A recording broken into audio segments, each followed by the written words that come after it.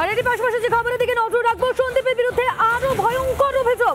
রূপান্তরকামীদের ওপরও অত্যাচার চালাতো আরজিকর হাসপাতালের প্রাক্তন অধ্যক্ষ সন্দীপ ঘোষ। मीरा सफेद तुरंत खुले, भरपूर झाग दे और इसकी स्मार्ट साइंस दे स्मार्ट केयर और फ्रेशनेस।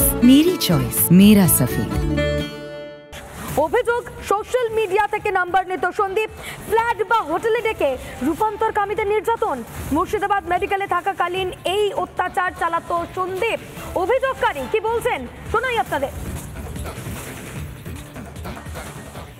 অধ্যাপক প্রিন্সিপাল ডক্টর ঘোষ বহরমপুরে থাকাকালীন তিনি মলেস্টেশনের অনেক কেসেই জড়িয়েছিলেন। উনি যখন বহরমপুর মেডিকেল কলেজে ছিলেন তখন ফেসবুক থেকে ট্রান্সজেন্ডারদের ফোন নাম্বার নিয়ে তাদেরকে তিনি তার কোয়ার্টারে ডেকে তাদের সঙ্গে যৌন সম্পর্ক তৈরি করেছেন। ওনার যে যৌনতাটা সেটা হচ্ছে খিঞ্চানো, কামড়ানো, মারা, রক্ত বার করা এবং খুব ব্রুটাল। যে একবার ওনার কাছে গেছে সে কিন্তু আর দ্বিতীয়বার যায়নি। এবং সেই সময় সিচুয়েশন এরকম ছিল না যে থানায় তারা জানাতে পারে, অনেকদিন আগে উনি ছিলেন এখানে।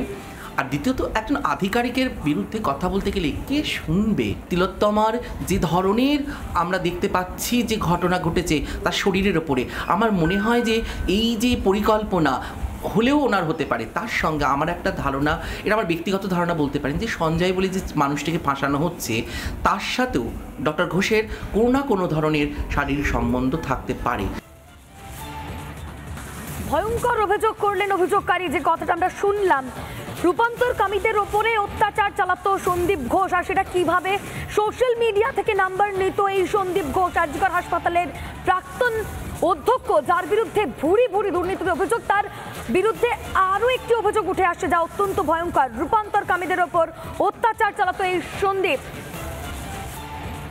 আমাদের সঙ্গে এই মুহূর্তে টেলিফোন লাইনে রয়েছেন মনোবিদ সব্যসাচী মিত্র। স্বাগত আপনাকে রিপাবলিক বাংলায়। এই সন্দীপ ঘোষ, যার বিরুদ্ধে একাধিক অভিযোগ, আরো একটি অভিযোগ উঠছে তিনি রূপান্তরকামীদের ওপর অত্যাচার চালাতেন, সোশ্যাল মিডিয়া থেকে নাম্বার নিয়ে এরকম অত্যাচার, কি বলবেন? দেখুন, তাহলে এটাই বলা যেতে পারে যে উনি একজন প্রিডেটর বটে, অর্থাৎ এই কোপ বুঝে কোপ মারা ঘটনাটা যেটা আছে তাদেরকে আমরা প্রিডেটর বলি। সোশ্যাল মিডিয়াতে এইরকম রূপান্তরকামীদের খুঁজে বের করা, তাদেরকে সোশ্যালি স্টক করা, তারপর তাদেরকে ইউজ করা নিজের কাম চরিতার্থ করবার জন্য, এটা প্রিডেটরি স্টাইল, 1 নম্বর। 2 নম্বর হচ্ছে ওনার psychologically he must be a very violent person, অর্থাৎ সেক্সুয়াল ডিভিয়েন্সের মধ্যে অনেকে বিভিন্ন রকম সেক্সুয়াল প্র্যাকটিস এনজয় করে। ওনার এই যে কামড় দেওয়া, রক্তাক্ত করা, ভয় দেখানো, এইগুলোকে বলে ভায়োলেন্ট সেক্সুয়াল প্র্যাকটিসেস। এই ভায়োলেন্ট সেক্সুয়াল প্র্যাকটিসেসের জন্য যেটা হয়, অন্য যে পার্টনার থাকে সে আঘাত পায় মানসিকভাবে এবং শারীরিকভাবেও বটে। এবং অনেক সময় ডেঞ্জারাস বিহেভিয়ারের জন্য অনেক পার্টনার কিন্তু এই কারণে ডিউরিং সেক্সুয়াল ইন্টারকোর্স মারাও যেতে পারে। সুতরাং 1 নম্বর সন্দীপ ঘোষ একটি প্রিডেটর, এবং 2 নম্বর হচ্ছে ভায়োলেন্ট সেক্সুয়াল ফ্যান্টাসি ইউজার। 3 নম্বর যেটা এখান থেকে ড্র করা যেতে পারে, যে উনি নিজস্ব লাইফেও অনেকটা ভায়োলেন্ট প্র্যাকটিশনার হতে পারেন।